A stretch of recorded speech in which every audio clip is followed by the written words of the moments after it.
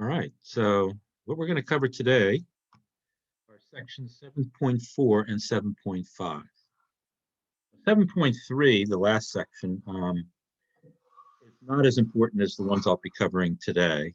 7.2 is important, but 7.3 not as important, although I could ask a question from that section on a test. But what I'm covering today is important, so please make sure you have your calculator with you, because I'm going to demonstrate how to calculate certain things,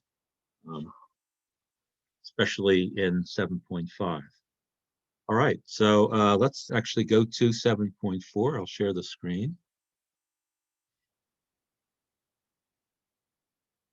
Actually, one thing I want to do first is open up my calculator. So just hold on 1 second. Go ahead and do that.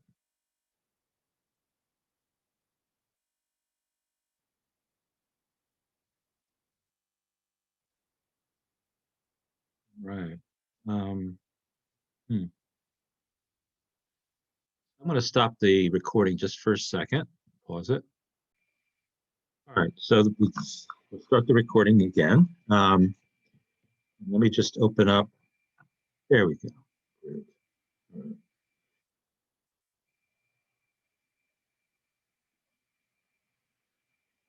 All right, so we'll share the PowerPoint now.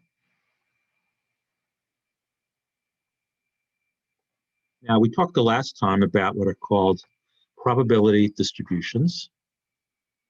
And these are random variables that have particular values, which are uncertain until the event actually happens, and they have probabilities of occurring.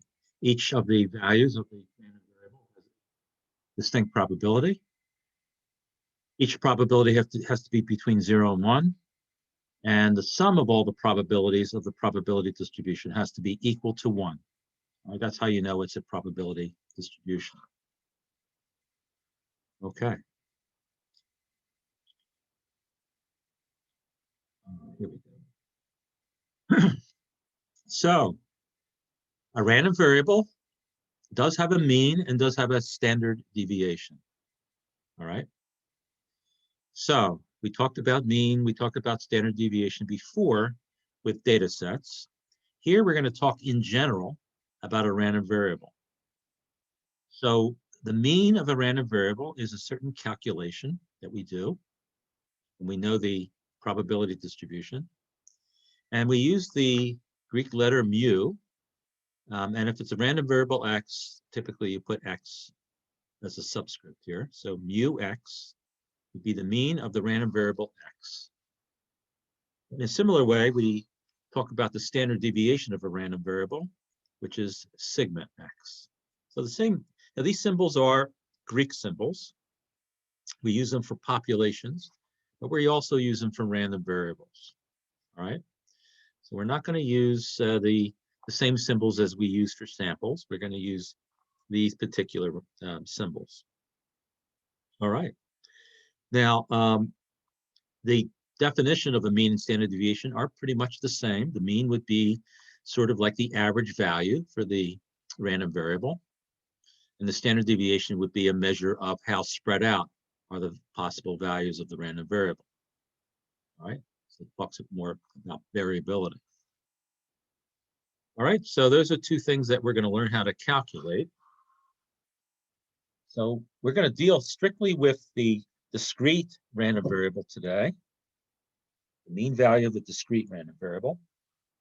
And the way to figure it out is it's not too hard. So here's the definition of the mean of a discrete random variable. What it is basically is that we multiply each individual value. Sorry about this. I'm going to just shut my phone off. All right. What we do is we take each individual value, possible value of the random variable, and multiply it by its probability. So we do that for each value of the random variable. And then we add up those products.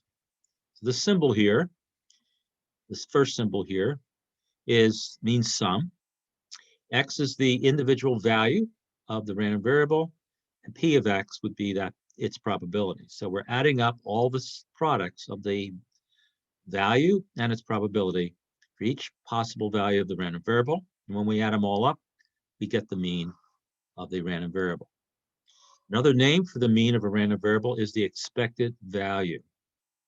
Now, this is used, expected value is a term that you will see if you ever go into, take a finance course, economics course. You'll see that term, expected value. And the symbol for expected value is EX. E for expected value, and X is the random variable X. So it's the expected value of X. And it means the same thing as mu X. They're exactly equal to each other. All right, so that's just another name for the same thing. Any questions so far? So this is just the symbols that we're going to be using. I'm sorry, I thought I heard somebody say something. Somebody say something? Must be hearing things. All right. All right. So let's, I think they have an example here. It says, suppose the students take an online course, must take an exam, and they are allowed to retake the exam up to 3 additional times in order to improve their scores. So let X be the number of times a selected student takes the exam. All right, so if they could take the exam up to 3 times, right? So here it is. Now, they're going to take the exam at least once. So X is equal to 0 is not a possibility. They have to take the exam, but they can take it an additional 3 times. I think that's what they're saying. Yeah, 3 additional times. So there's 4 times that they could take it in total. So as a particular student, if you select a student at random, they could have taken the test once, twice, 3 times, or up to 4 times. And these are the probabilities for each of those occurrences, okay? So you can see they're not equal to each other. They're unequal, but they are all are probabilities, aren't they? They're between 0 and 1. And when you add up these 4 numbers, these 4 probabilities, it adds up to 1. So this is a probability distribution. And to find the mean, we simply multiply X times P of X for each one of these. So there's going to be 4 of those. You can see down here. What we're doing down here. Okay. And then when we replace the X and P of X with the actual numbers, you get this. It's this sum. And then you multiply the X times P of X, you get these numbers. And when you add them up, you get 3. So 3 is the expected value. Now let's go back to the table here a minute. Let's look at the values of X.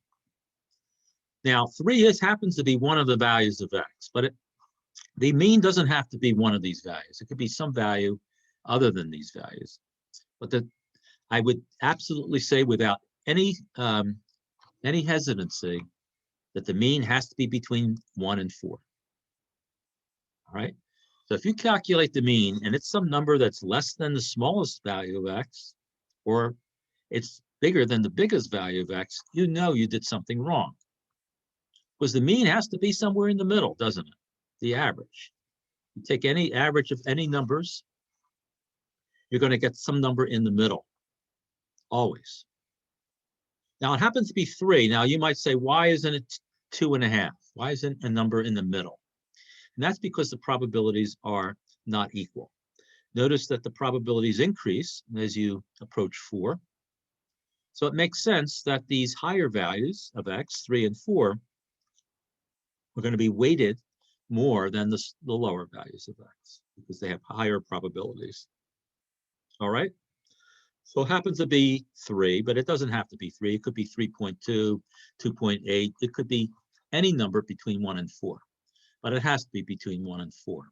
And I've seen students, when I do multiple choice questions with a problem like this, I will purposely give answers that are lower than the smallest value of X and bigger than the biggest value of X. And inevitably, I have people who choose those.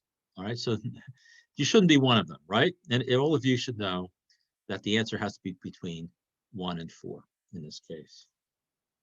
Any questions about that? All right. Now I'll show you in a few minutes with your calculator how you can use your calculator to do this without all the arithmetic. But I want to teach you also how to find the standard deviation, what the standard deviation is, and why using a calculator would be a superior thing to do versus doing it by hand. How do we find the standard deviation of a random variable? So this is going to be a little more complicated if you're going to do it by hand. So the first thing you have to do, of course, is calculate the mean.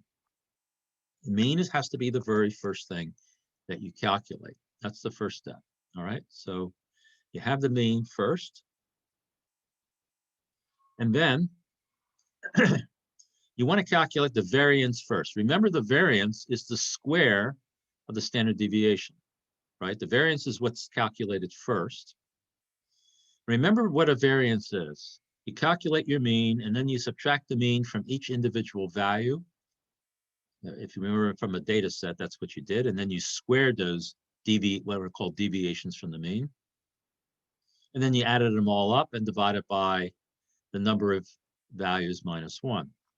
Well, you're going to do something similar in this case, but not exactly the same. You're going to take your mean and you're going to subtract it from each of the individual values, just like you normally do, and then you square those deviations from the mean. Great, that's what you're going to do.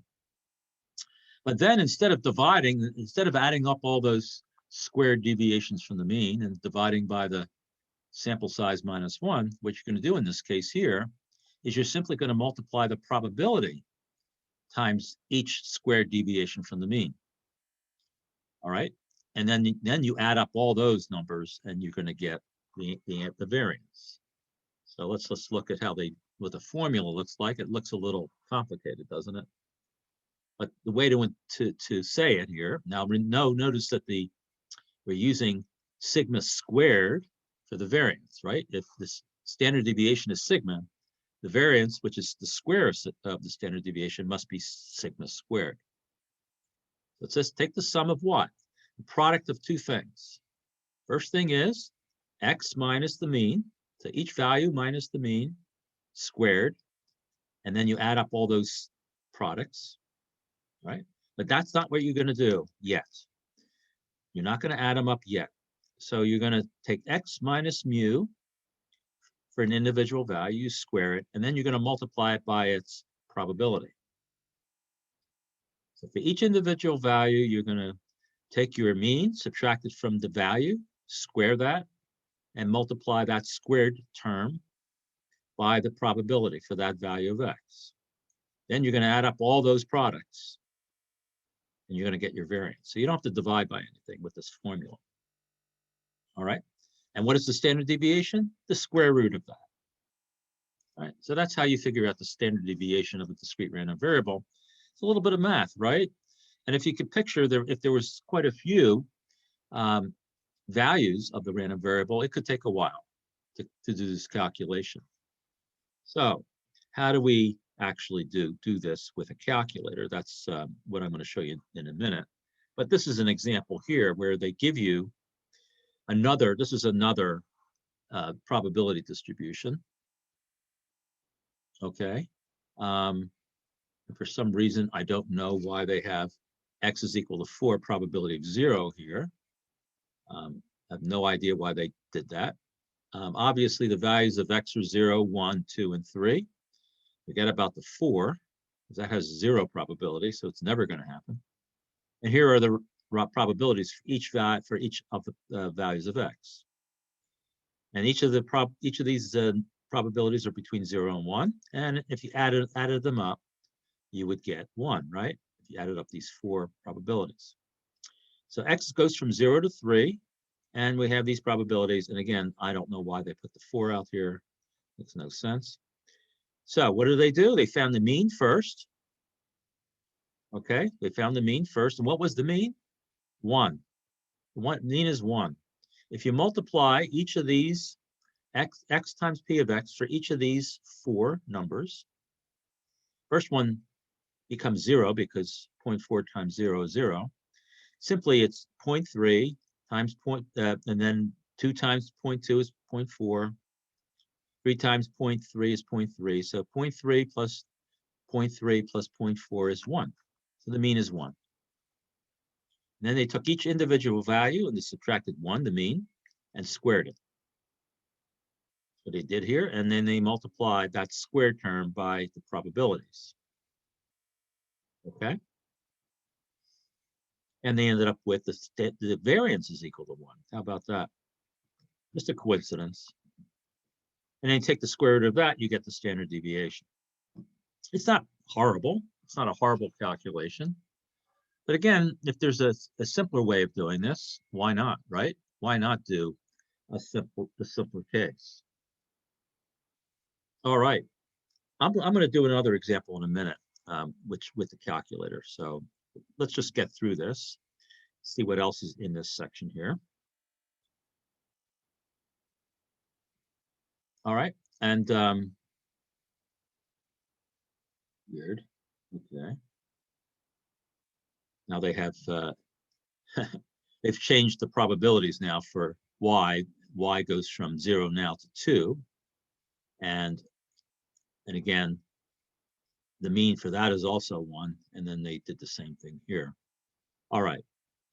Again, these examples aren't the greatest, but anyway, the probability distributions can be also indicated by a histogram. So you can show one like this. The disadvantage, of course, is if the probabilities are not clear from looking at it. You know, in this case here, the probability when x is equal to 0 is 0.4. It looks like it's exactly 0.4, then 0.3, 0.2, and 0.1. And then over here for y, when y is 0, the probability is 0.2. When y is 1, probability is 0.6. And again, 0.2, then y is equal to 2. So these are, in both cases, the mean is equal to 1. And I think what they're trying to show also in this case, I think this is what they're trying to teach you here, is that although the mean is the same, the standard deviation is going to be different. Which one of these, by the way, has the bigger standard deviation? Is it going to be x, probability, the random variable x, or the random variable y? Which one has the bigger standard deviation?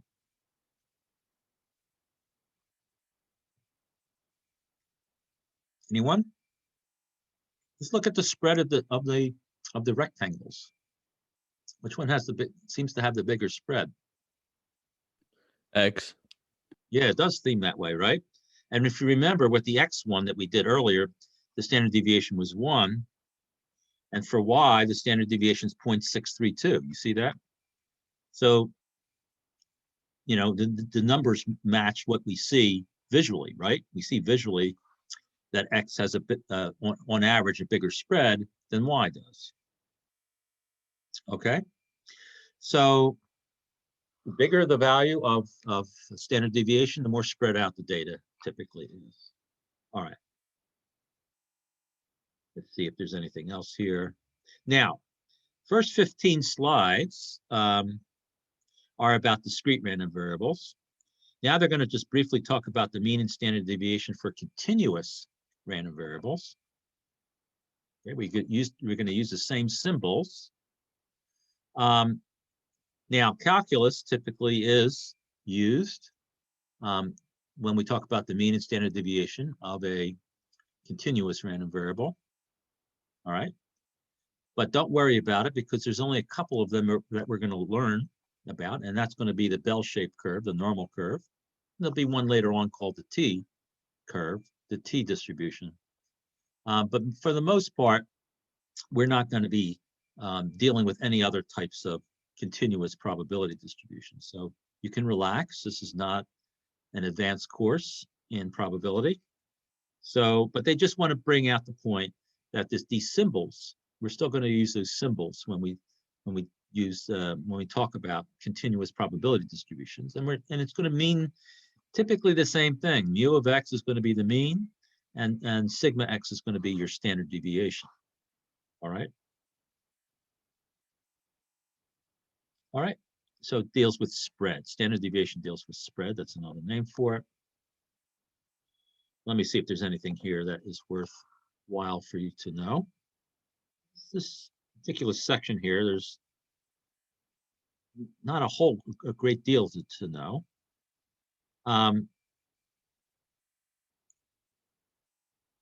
All right, let's see what else is here. That's it.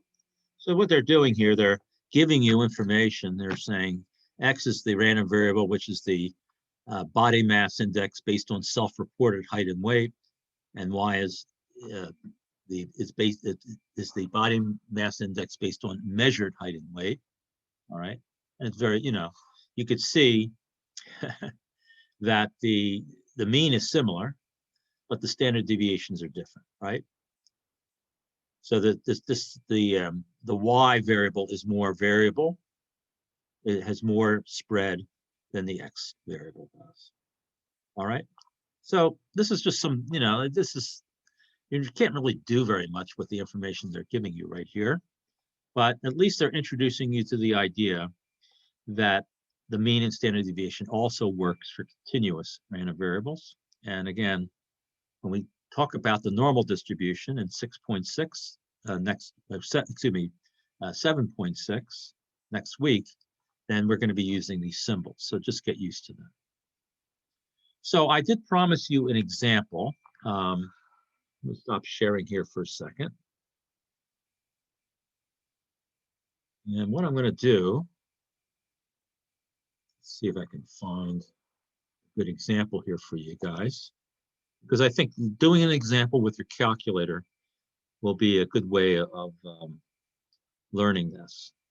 So hit the send. I'm going to try to open up the ebook. It doesn't always open up. I think some of you are finding out that some days it's harder to open up than other days. But we're going to give it a shot now and see if Cengage will cooperate.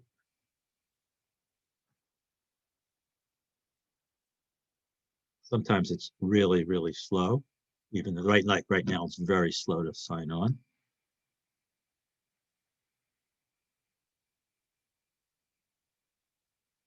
And hopefully I can get on soon. Here we go.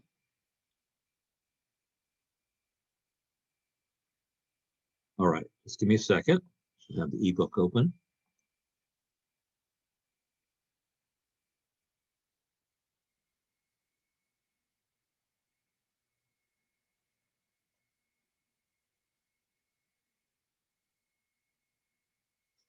All right, so this is section 7.4. Look at the exercises. So let me share this with you.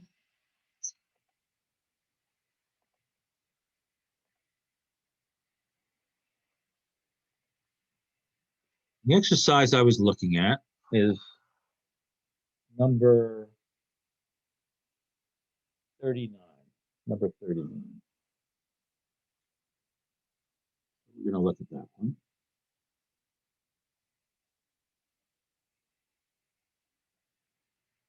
There we go. Hopefully you can all see this. Let me read it. It says, consider a large ferry that it can accommodate cars and buses. The toll for cars is $3 and the toll for buses is $10. Let X and Y denote the number of cars and buses respectively carried on a single trip. Cars and buses are accommodated on different levels of the ferry, so the number of buses accommodated on any trip is independent of the number of cars on the trip. Suppose that X and Y have the following probability distributions. All right, so X is the number of cars that the ferry can carry. It can carry from 0, obviously it doesn't have to have any cars, up to 5 cars. Buses are bigger, so the Y go from 0 up to 2 buses. So on any particular day, you can have for X 0 up to 5 cars, 0 up to 2 buses. And those are the probabilities of on a particular day having those number of cars and buses. For example, the probability that you would have 2 cars on a particular day is 0.25. Probability that you have 1 bus on a particular day is 0.3. All right, so you get the idea of how that works. Now, are these probability distributions? Well, we have to double check. For the cars, we have each probability between 0 and 1. So that's one of the criteria. And the second criteria is that they add up, the probabilities add up to 1. So we have 0.05 plus 0.1 is 0.15, plus 0.25 is 0.4, plus 0.3 is 0.7, plus 0.2 is 0.9, plus 0.1 is 1. So X is a probability distribution. And we look at Y, we see the same thing, right? Here are the probabilities for the three values, and they do add up to 1. So both of these are probability distributions, and therefore we can calculate the mean and standard deviation. All right. So what I'm going to do is I'm going to write down some of this here. Actually, jot this. Oh, actually, I have it in my book, so I don't have to write it down. All right. So what we're going to do now is I'm going to see. I wish there was something with Zoom where I could keep this open and also show you the calculator, but I don't think I can do that, unfortunately. So at least with this version of Zoom, can't do it. All right, so what I'm going to do is I'm going to go to the calculator. And I'll show you how in pretty much a couple steps, how you can find both the mean and the standard deviation without doing any calculations. And I think all of you probably are interested in that, right? Instead of having to calculate, especially the standard deviation, seems like a pretty difficult calculation. So what I'm going to do now is I'm going to go into stat. I'm going to make a list. All right, I'm actually going to make two lists. Now, what I'm going to do is I'm going to take the example of cars, the X, random variable X, which is the number of cars that the ferry can hold on any particular day. What I'm going to do is I'm going to put in L1, the list in L1, I'm going to put the values of X. All right, so I'm going to put 0, 1, 2, 3, 4, and 5. Pretty easy, right? Now, what am I going to put in L2?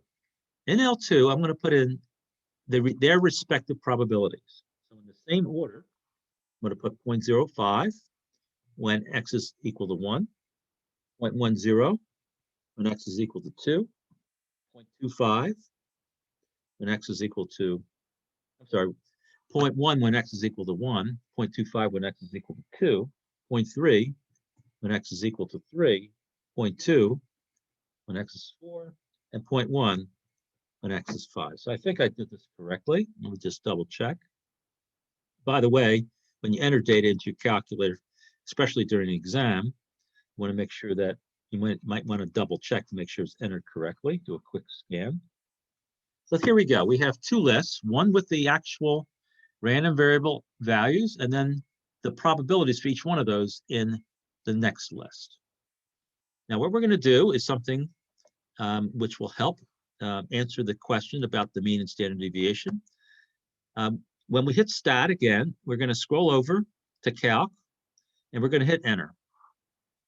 We're going to use one variable statistics, but we're going to do a little bit of a twist here. Now, we know the values are in L1. That's the individual values of the random variable. What's in L2 are the probabilities. So what I'm going to do is I'm going to scroll down to freak list. Freak list. It's frequency list, basically. That's what it stands for. And I'm going to put L2 there. So wherever the probabilities are, that you're going to type in. And again, how do you do this? You're going to type in second 2 here. So that's your next step. You want your values in L1, your probabilities in L2. Scroll down and hit enter.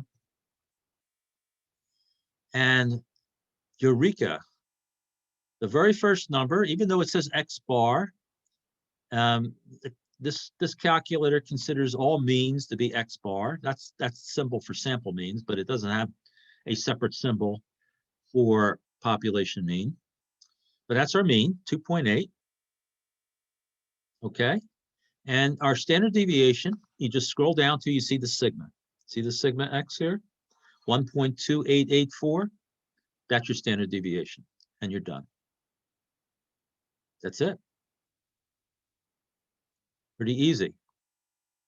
So once again, you do stat, edit, enter your data. Once you have entered your data, typically you'll put your values in first. It doesn't matter which order, but I'm putting the values in first and the probabilities in second. Once you've done that. Professor, we can't see your screen. Not at all. I didn't share it at all. No. Sorry about that. Well, thank you for mentioning that. I was on a Zoom call yesterday and somebody was doing that. And this is a PhD professor at a big school. And he started laughing. He said, "Oh my God, I realized I didn't, for the last 5 minutes, you didn't see anything that I was doing." But anyway, thank you. I think this chat is, somebody's telling me can't see the screen. All right. Sorry about that. Yeah, I think with something like that, please just yell out. Let me know. Because, all right, sorry. So let's choose the calculator. And I guess I have to start again. All right. So what did I do? I had stat, enter, and then I entered an L1. I entered the numbers, the values of the random variable. All right. You all know how to do that, right? I hope, hopefully now, how to enter numbers into your calculator. In L2, I entered the corresponding probabilities. Make sure they're in the same order as the values. Then I hit stat again, scroll over to calc, and hit enter for one variable statistics. Now, next to list is going to be where my values are of the random variable. In this case, they're in L1. Then you're going to use the frequency list here to put in where your probabilities are listed. In this case, L2. Scroll down, hit enter. And notice that the very first number in this list of statistics is your mean. And as I said before, the calculator uses the X bar for all means. It doesn't matter if it's for a population mean or random variable or for sample. X bar, that's your mean. And notice that sigma, notice S is blank here. They don't even consider this to be a sample. Calculator kind of knows this is a probability, so some probability table. So sigma X, the 1.2884 here, that's your standard deviation. And you're done. You've answered both questions with just a couple strokes of your calculator without doing any calculations. What an advantage, right? When I took statistics, we didn't have these calculators and we had to do all of this by hand. So you don't have to, unless your calculator is broken, then you'll have to do it by hand. So it's easy. Everybody clear on how to do this? Shouldn't get this question wrong. All right? Shouldn't get this question wrong on a test. You should get both parts right, the mean and standard deviation. There's really nothing you're doing. Literally nothing except entering data into the calculator and pushing a couple buttons, you get the answer. So don't get this wrong on the test, because it indicates to me as your professor that you're not doing the work. I mean, that's what it is, because this is really very little that you're doing. That's how you find the mean and standard deviation, using your calculator. Now, one thing you could do, just for the fun of it, is do it by hand and then compare it to the calculator to see if they match, right?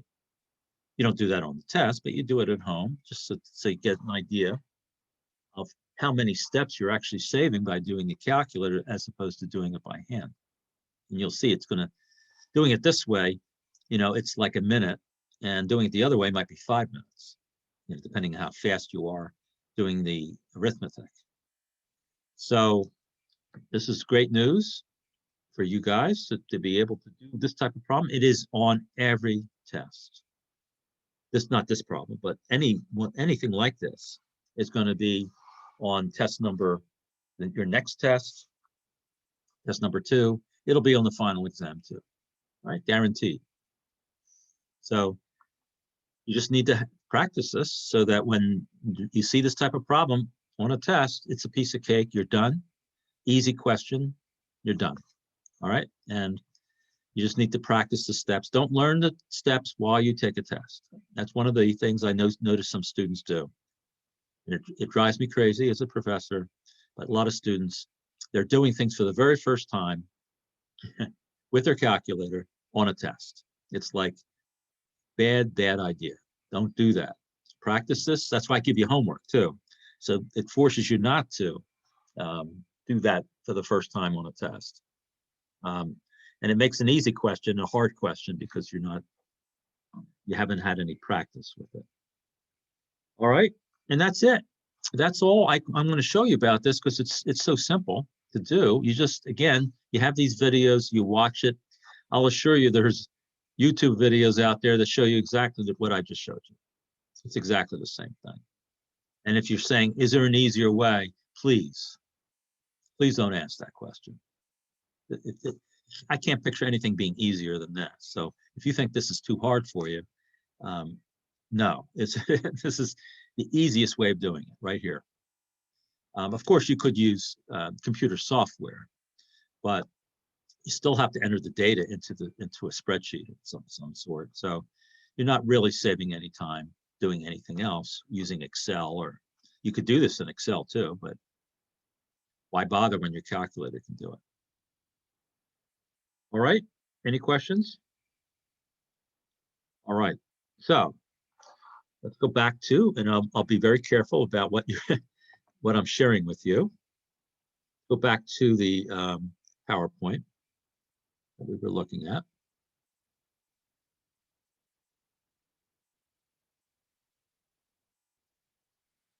Okay.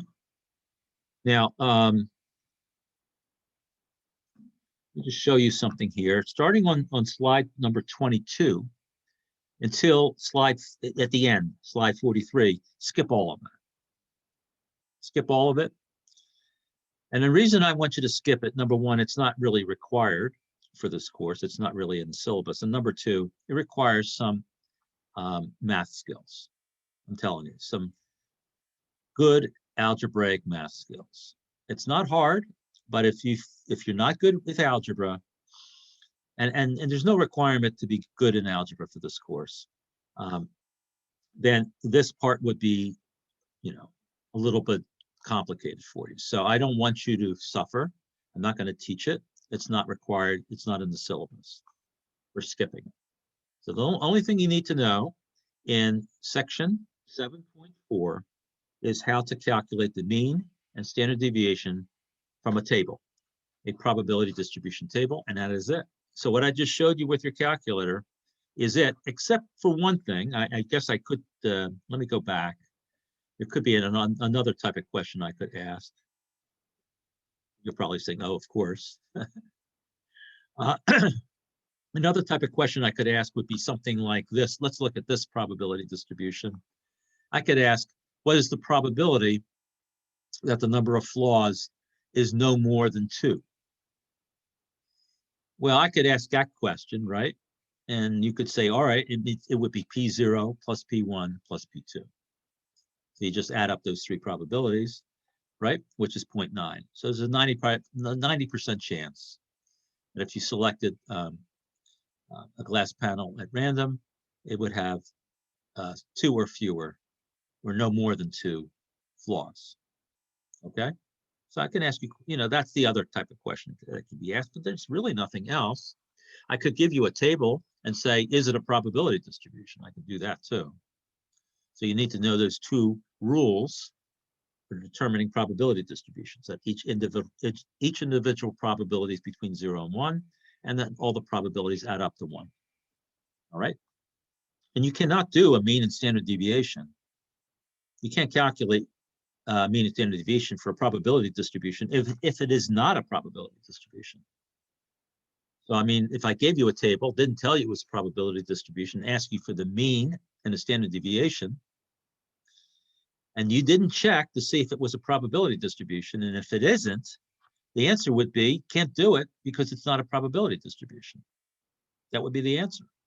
So you have to double check to make sure it is a probability distribution before you calculate the mean and standard deviation. That's it. That's it for this section, 7.4. Any questions? All right, let's go to 7.5.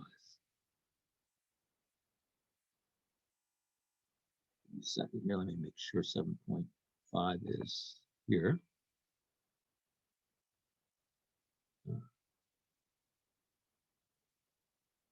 Here it is. All right. All right, let's share that. Now, there are some special probability distributions. These are special ones, all right? Special in the sense that they are created based on a certain way of doing the probability experiment, the random experiment. There's a certain way of doing it. So one of them is called the binomial. Now I'm showing you the binomial today because it is used in this course. There's an assumption that you know something about them for this course. And I'll mention a little bit later in the course what you're going to be using it for. But for now, you're just going to learn about it. Now, the binomial distribution has a certain set of requirements. So they're calling it, in this case, a binomial experiment. Now, you might have heard the term binomial before. It might be familiar to you. It may not be familiar. You may not be familiar with it. But consider an experiment where you're repeating the same process over and over again. Each time we do the process, it's called a trial. And here are the requirements. Number one, that there are a fixed number of trials. In other words, we're going to tell you ahead of time how many times we're going to repeat the experiment. For example, if we're going to flip a coin 10 times, the number of trials is 10. Okay? And each trial is flipping a fair coin. That's what they mean. Number two, each trial can result in only one of two possible outcomes, either a success or a failure. So if you flip a coin, and I'm asking you to look at whether it's heads or not, then a success would be heads and a failure would be tails. So just don't look at success and failure as one being a successful result and the other being a bad result. It's just that you're interested in only one of the two outcomes, and the one that you're interested in is the success, and the other one is considered the failure. All right, that's the way you should look at it. All right, so that is the first two requirements or more. Third requirement is that the outcomes of each trial are independent of all other trials. In other words, if you flip a coin twice, the second time that you flip the coin is independent of the result, whether you get heads and tails at the first time. All right, so the two flips of the coin have nothing to do with each other. They are independent of one another. And number four, this is important, the probability of a trial resulting in its success is the same for each trial. So getting heads is the probability of getting heads for each trial is 1/2. If I was rolling a die and I wanted to know what's the probability of getting a 2, there's 6 sides of the die. What's the probability of getting a 2? Well, it would be 1/6, always. And the probability of not getting a 2 would be 5/6, right? Because there's 5 other possible outcomes. So we could create a binomial experiment where the success is getting a 2 and a failure is not getting a 2. Okay. All right, so those are the 4 required outcomes for a binomial. Obviously, not all probability experiments are like this, right? Because some experiments would have more than 2 outcomes. Some experiments, the probabilities will change from trial to trial. Some experiments, what happens on the third trial is dependent on what happens on the second trial. That's not the case here. And believe it or not, there are some experiments where we have an unlimited number of trials. It doesn't end. Or it's not fixed. In other words, for example, if we wanted to know, if we're flipping a coin, and I wanted to know what's the probability of getting the very first head, right? Well, we don't know the number of trials. We don't know how many times we have to flip the coin until we get heads. It's possible it could be the first 5 times we flip a coin, it could be tails, and then we get heads on the 6th time.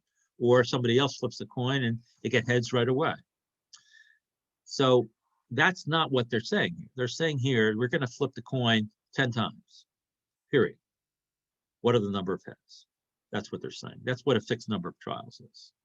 So binomial experiments are unique, and they have out their own properties, and there's actually a formula. And here it is. All right.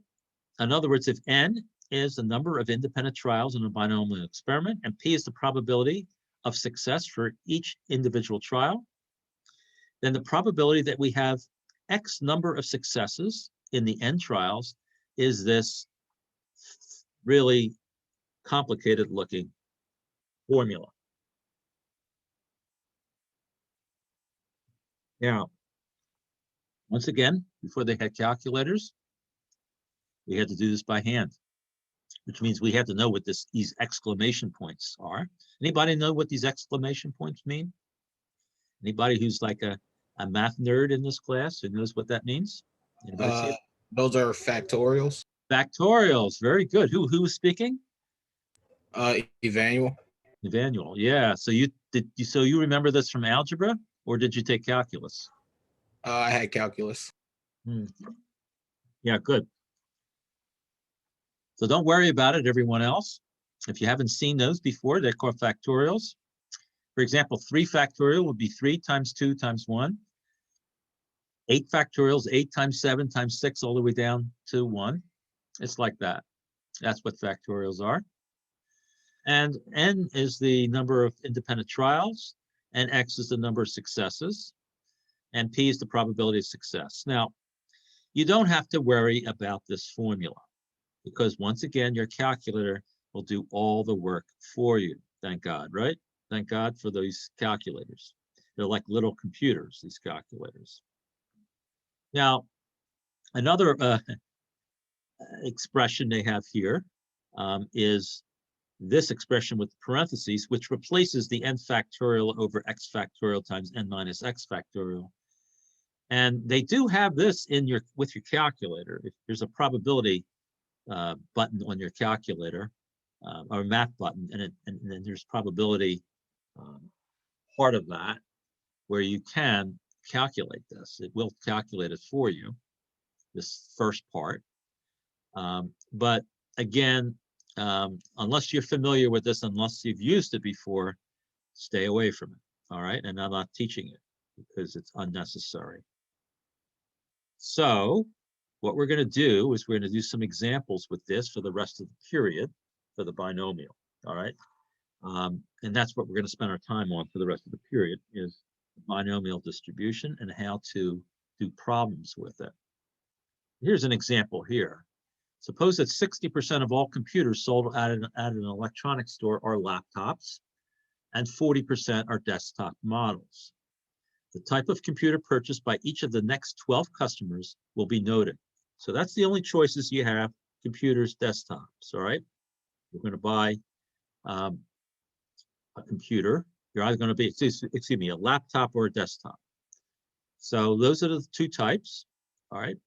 And we could say if we selected somebody at random, the probability that they would select a laptop is 6.6, and the probability they would select a desktop is 0.4, because these are long-term percentages or probabilities, okay? We're going to define a random variable x as the number of computers among these 12 that are laptops. So a binomial random variable is the number of successes out of a certain number of trials. That's what a random variable is, a binomial random variable. So what is a success in this case here? Is somebody buying a laptop as opposed to a desktop. All right, that's a success. And the laptop probability is 0.6, that's 60%, 0.6. So that's going to be our probability of success. What is n? The number of trials. In this case, a trial is a customer. So n is 12. All right, and that's the only 3 things that we need to calculate this probability. We need to know the number of trials, we need to know the number of successes out of those number of trials, and we need to know the probability of success. Once we have those three pieces of information, we can calculate any binomial probability. Okay? So, the only thing that's given so far in this problem is n, the number of trials, which is 12, and the probability of success, which is 0.6. So you can see it down here. The thing that we don't know yet is x, right? So there's nothing to calculate yet. We're not given x. We have to be given x. All right. Now, suppose we want to know what's the probability that out of those 12 customers, exactly 4 are buying laptops. Exactly 4 are buying laptops. So using that formula, plugging in all those numbers, where n is 12, x is 4, and the probability of success is 0.6, which by the way means probability. We have to look back at that formula. Let's go back to the formula a minute. Here it is. See P here, that's the probability of success in the formula. 1 minus P is the probability of failure, because that's the complement of the probability of success, right? 1 minus P. So P is 0.6, 1 minus P must be 0.4. All right, everybody clear on that? Go back to where it was. Here's the problem here. All right. So we plug in 4 for x. We have n is equal to 12. P is equal to 0.6. 1 minus P is 0.4. Just plug in all those numbers. We get 0.042 is the probability of 4 of those 12 computers sold being laptops. What if we wanted to know this probability? All right. All right, hold on, wait a minute. Here's something new. This is a new problem. No, that's the same problem. All right. The probability that between 4 and 7 inclusive are laptops. Inclusive means 4 up to and including 7. So notice they have x's less than or equal to 7 and greater than or equal to 4. That means it's going to be P4 plus P5 plus P6 plus P7. Oy. That means we have to calculate using that formula 4 times, plugging in different values of x each time. There's 4 calculations here and then adding them up. That's a lot of work, isn't it? So that's not going to be something that we want to do. At least we don't want, it's not something we hopefully will do. But here, they're showing you they're skipping some steps here because even the publisher of the book didn't want to show you all the steps. But it's 0.547 once you added up all those probabilities. That means you have to use this formula 4 times. Right? So it looks ugly, right? Looks ugly. Here's a probability where it's the probability between 4 and 7 exclusive of 4 and 7. But here it's just P5 plus P6. That's the probability there. All right. It says the binomial distribution formula can be tedious to use unless n is small. Well, I think you would agree that even if n is small, it's tedious. So what we're going to do is we're going to use technology, all right, to do this. And I'm going to show you now the technology. So we stop sharing and we're going to find an example problem in the textbook. All right, so we're going to go back to the textbook. Find it here. Here it is. Now we're going to go to 7.5. And we're going to go into the exercises and find one that works. All right. Find one that's pretty clear. All right.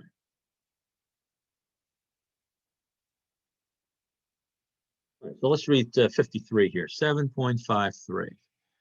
FlightView surveyed 2,600 North American airline passengers and reported that approximately 80% said that they carry a smartphone when they travel. Suppose that the actual percentage is 80%.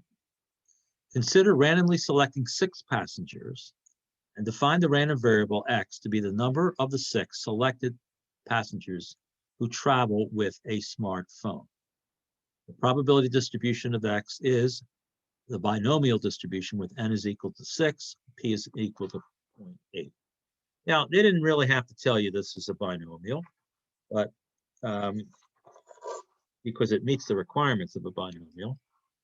But the probability of success is going to be 0.8 for each of those customers, right, of them having a smartphone. So there's how many customers? There's 6 that are selected randomly. And we're going to look at part A here. Calculate P of 4. What's P4 means? That means out of the 6 that were selected randomly, 4 of them will have a smartphone. What's the probability that 4 of them carry a smartphone? Now, this is binomial because, number 1, the probability is going to stay the same for each of the passengers.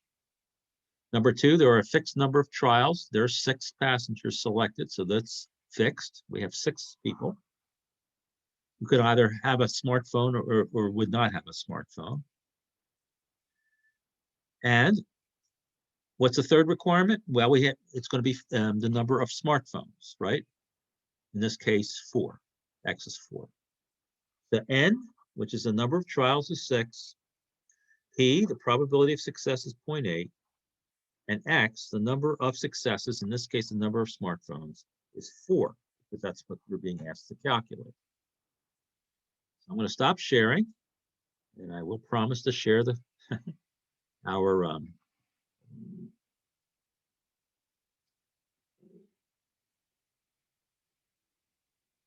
right. Back to the calculator.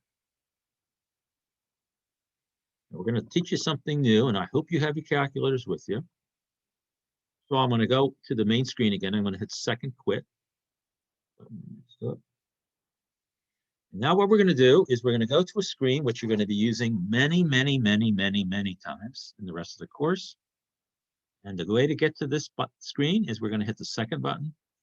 Then there's going to be a button over here called VARS, and just above it is DISTR, which means probability distributions. So hit the second button first, hit that button. And regardless of whether you have an 83 or 84 calculator, you're going to have a list similar to this. Now, the 83 calculator might be missing something here, which will be required next time.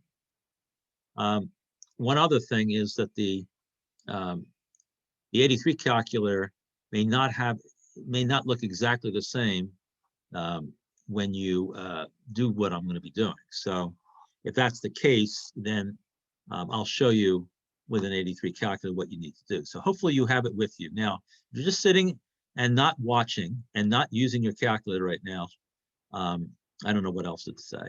You're wasting your time. You might as well just do something else, all right? Because you need to be watching and doing. This is how you learn statistics, folks. You have to watch, and you do. You replicate what the professor's doing, all right? Even if this is not exciting stuff, it isn't exciting, all right? It's not like watching a movie. But this is how you're going to get a good grade in this course from this point forward. So please follow along. Now, what you're seeing here are a list of probability distributions, some of which we're going to use and some of which we will not. But the one that we're interested in is called the binomial. So we're going to scroll down until we get to binom PDF. Binom PDF. Now, what does PDF stand for? Binom, I think you know, means binomial. The PDF stands for probability distribution function. It basically gives you the answers to the question, what is the probability that x is equal to some number? That's what it means, all right? So PDF gives you that answer to that question. What's the probability x is equal to 4 in this case here? All right, and it's a binomial question. So we're going to hit enter. Now, if you have an 83 calculator, you may end up with a blank screen here. or it may have binom PDF and an open parentheses. I think that might be what you have. Anybody have an 83 calculator following along? You may not see this, is that correct? Is somebody who has an 83? No, it just says binom PDF and then With an open parentheses, right? Yeah. So what you're going to have to do, all those with 83 calculators, you have to memorize, you have to put in the number, the things that are here, you have to put those numbers in or in the same order with commas in between them. And then close the parentheses. That's unfortunate. That's why you pay less for an 83 calculator than 84, because it's a little, you know, you just have to know some more steps. So you have to write down these steps. So the open parentheses for the 83 people is you're going to put in the number of trials first, comma. Probability of success next, comma. And then the X next, and then close parentheses, and then hit enter, right? For the 84 people, it tells you what to do. Number of trials. Now we have 6 customers, right? So that's our number of trials, 6. Probability of success, 0.8. X is 4, the number of success is 4, right? We want, we're finding the probability that 4 of the 6 are carrying smartphones, 4. Scroll down. Now, 83 people, you just close parentheses, hit enter. Here, we scroll down to paste, hit enter. And notice what you see here is what the 83 people would have done already. Hit enter one more time. There's your answer. Wow. You didn't have to know factorials. You didn't have to know the binomial formula. You're done. Whoopee, right? You guys have it easy. This is so easy to do. You just have to know the steps. There's no math. You just have to know what it means, obviously. You need to know the interpretation here. It's saying that 25, hold on a minute, let me, actually 0.24576. So if I was going to ask you to round this to 3 decimal places, it would be 0.246. So you could say 24.6% of the of groups of 6 who come in would have 4 smartphones. Or you could say if I selected a group of 6 people at random, the probability that 4 of them would have smartphones is 0.246. All right, let's look at the next question. Let's stop sharing, go back to the next question. I think it's the same type of question except for a different X. All right, how are we doing with time? Hopefully we have, yep, I think we have enough time to try a couple of different things here. All right, next question, P of 6. What's the probability that all 6 of them have a smartphone?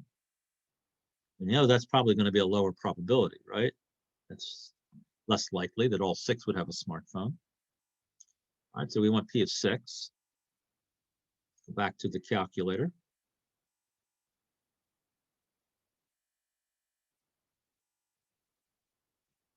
Now, by the way, if you wanted to, you could scroll up here. Simply use your arrow keys and scroll up if you can.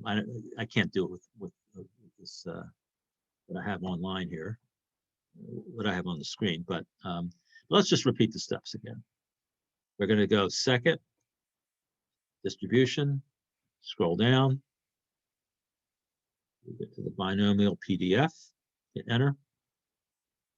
And now the only thing, notice it keeps what you entered in last, so you don't have to repeat, and just replace the 4 with a 6 this time. It's the number of successes, so you have all 6 of them. And again, you're going to see, actually it was a higher probability. And I think that's because because we have such a high probability that one of them will carry a smartphone that it's actually a greater probability that all 6 carry smartphones. Interesting. 0.262 is the probability. But anyway, that's how you do it. Now, let's go back to the book and do a couple more. They do have one more question here. One more question, but I'm going to do a couple more also, besides the one that they're doing here. What's the probability that X is greater than or equal to 4? Now, the biggest value of X has to be 6, right? Because there's only 6 people in the 6 trials, 6 people in the study, right? So out of the 6, X can only go up to 6. So this would be P4 plus P5 plus P6. Now the question to you is, do you want to repeat this question? Now we've already done P4 and P6, right? So we have answers to both P4 and P6, and we only need P5. So because we already calculated P4 and P6. So let's do that.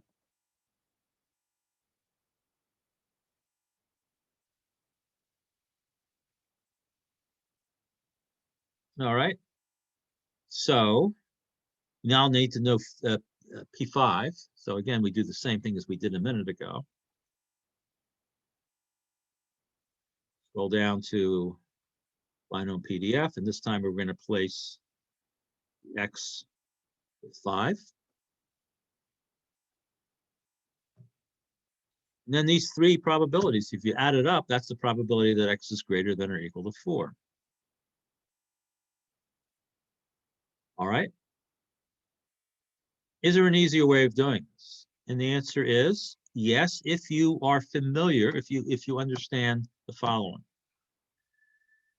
Let's go back to the calculator here. And please only do this if you feel comfortable with it, but it will be a time saver. There is something called a binom CDF. CDF. What does CDF stand for? Cumulative density function. Now, I don't know if you remember from last time, not today, but the last time we talked, I talked about cumulative probabilities. Maybe it wasn't last time, maybe it was last week. Cumulative probability is the probability that X is less than or equal to some value. All right? It gives you the probability of X is less than or equal to some value. So binom CDF gives you that answer. The probability that X is less than or equal to some value. What if I wanted to know the probability that X is greater than or equal to 4? I know that's P4 plus P5 plus P6.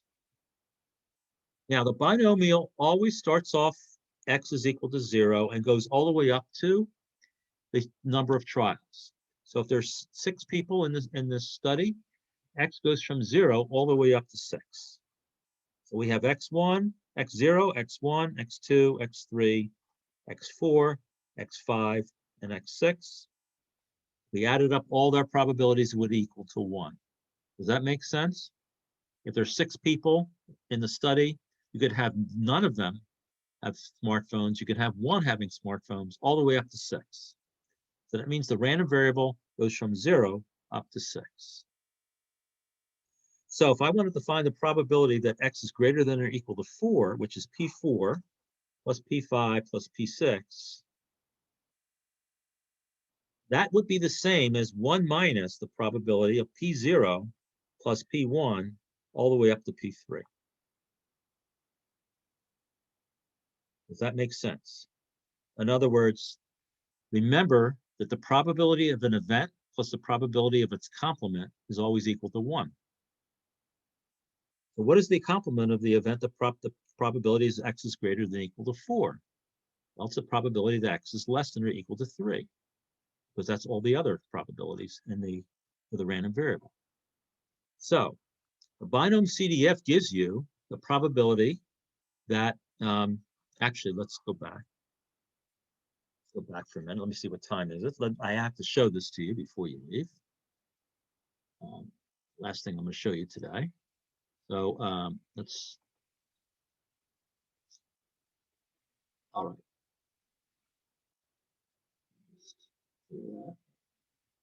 All right.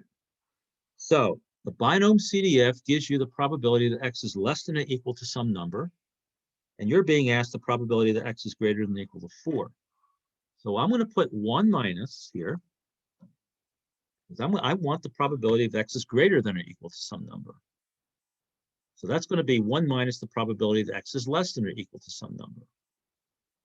So I'm going to do 1 minus, and then I'm going to do second distribution. I'm going to scroll down to the binomial CDF, because now I want to know, I want to put in the probability of x is less than or equal to some number. So again, how many trials? 6. Probability of success, 0.8. And what am I going to put in for x here?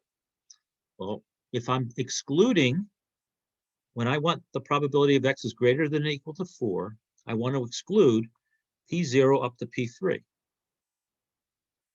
So I'm going to put 3 in here.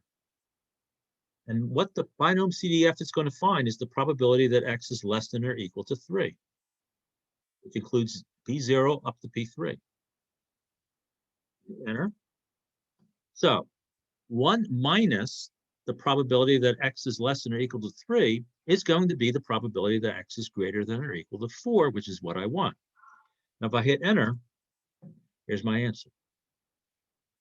So you have to think about this. Maybe a couple of you see this and you get it immediately, and some of you are like scratching your head like, what? You have to think about it. This is a time saver. You don't have to do it, but it will save time if you know how to do it. And it's there. It's a feature. You don't, again, you're not required to use it. If you wanted to find P of x is greater than or equal to 4, you would have to add up P of 4, P of 5 plus P of 6. And you would use the PDF 3 times for each one of those and add up those 3 probabilities. Or you can do it this way, which is saves you some steps. But again, if this doesn't make any sense to you and it never makes any sense to you, don't use it. All right? That's it. That is section 7.5. Now, and let me just tell you one other thing. The mean and standard deviation of a binomial, there's a formula for it. The mean is n, the number of trials, times p.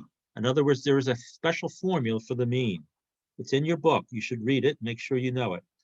N times p. The number of trials times the probability of success is going to be the mean. What is the standard deviation? Well, the variance is going to be n times p times 1 minus p. That's your variance. It's n times p times 1 minus p. Find the standard deviation. You take the square root of that. And that is a formula way of figuring out the mean and standard deviation for a binomial. It's in your book. Read it. Again, it's just a formula and easy to use as long as, and again, open book, right? You just have to know where in the book it is, and you just plug in the numbers and you're done. Any questions about this, the binomial? There's another distribution in this chapter section called the geometric. You don't need to know it. We're skipping it. The only thing you need to know is the binomial. No questions? All right. So that's it for today. And next week, we're going to be going into 7.6 for 2 days. And it's the normal distribution.